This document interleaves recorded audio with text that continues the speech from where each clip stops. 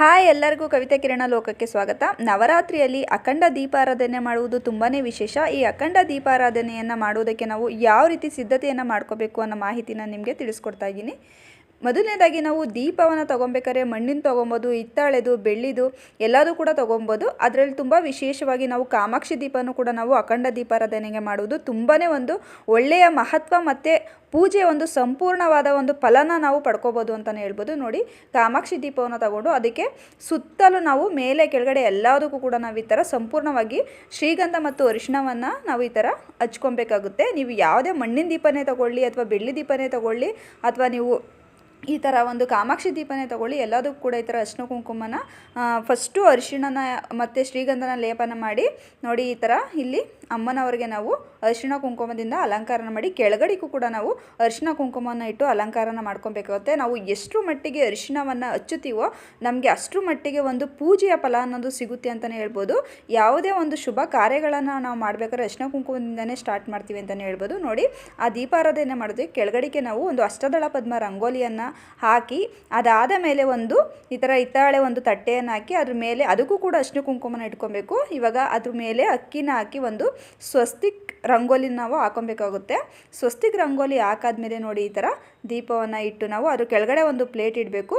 ಆ ದೀಪಕ್ಕೆ ನಾವು ತುಪ್ಪವನ್ನು ಹಾಕಿ ಬತ್ತಿಯನ್ನು ಕೂಡ ತುಂಬ ಉದ್ದವಾಗಿರುವಂಥ ಬತ್ತಿನ ನಾವು ತಯಾರು ಮಾಡಿಕೊಂಡು ಹಾಕಬೇಕು. ಯಾಕಂದರೆ 9 ದಿನ ಇದು ಉರಿಬೇಕಾದ್ರಿಂದ ನೀವು ತುಂಬ ಉದ್ದಾಗಿರುವಂಥ ಬತ್ತಿನ ಹಾಕ್ಕೊಳ್ಳಿ.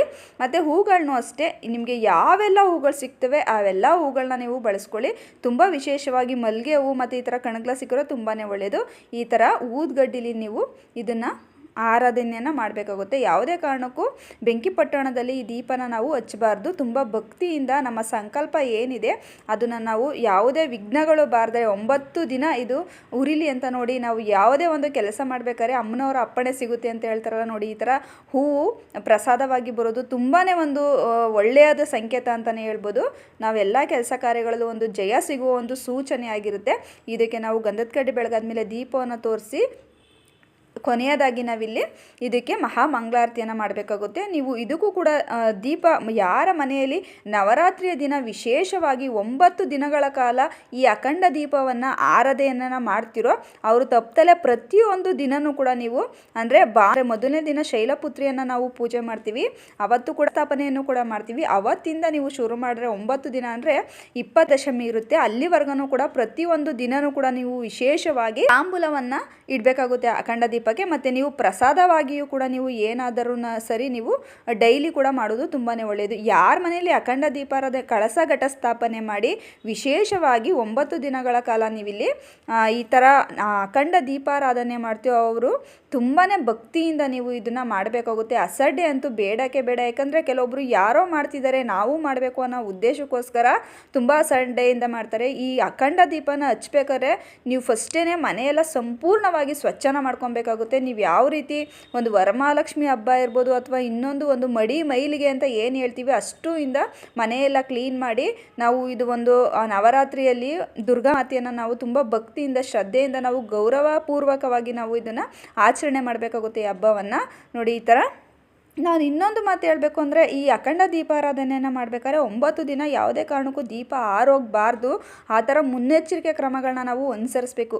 ಈ ದೀಪ ಆರೋಗಬಾರ್ದು ಅನ್ನೋದಕ್ಕೆ ಆರೋದ್ರೆ ಏನೂ ಆಗೋದಿಲ್ಲ. ಯಾಕಂದರೆ ಏನೋ ಅಪಶಕುನ ಆಗಿಬಿಡುತ್ತೆ ಅನ್ನೋ ಥರ ಯಾರೂ ಕೂಡ ಧೈರ್ಯ ಕಳ್ಕೊಳ್ಳೋದು ಬೇಡ. ಯಾಕಂದರೆ ಆ ಥರ ಆರೋಗ್ಯಕ್ಕಿಂತ ಮುಂಚೆನೇ ನಾವು ಸ್ವಲ್ಪ ಮುನ್ನೆಚ್ಚರಿಕೆ ಕ್ರಮಗಳನ್ನ ತೆಗೆದುಕೊಳ್ಳುವುದರಿಂದ ಆ ಥರ ಒಂದು ಚಾನ್ಸಸ್ ಕಡಿಮೆ ಇರುತ್ತೆ. ಆದ್ದರಿಂದ ಇದಕ್ಕೆ ಹಾಕುವಂಥ ಒಂದು ಎಣ್ಣೆ ಆಗಿರ್ಬೋದು, ಬತ್ತಿ ಆಗಿರ್ಬೋದು, ಮತ್ತು ಕೆಲವೊಂದು ಟೈಮು ಕಿಟ್ಟ ಕಟ್ಟುತ್ತೆ, ಅದನ್ನೆಲ್ಲ ತುಂಬ ಸೂಕ್ಷ್ಮವಾಗಿ ತೆಗಿಬೇಕಾಗುತ್ತೆ.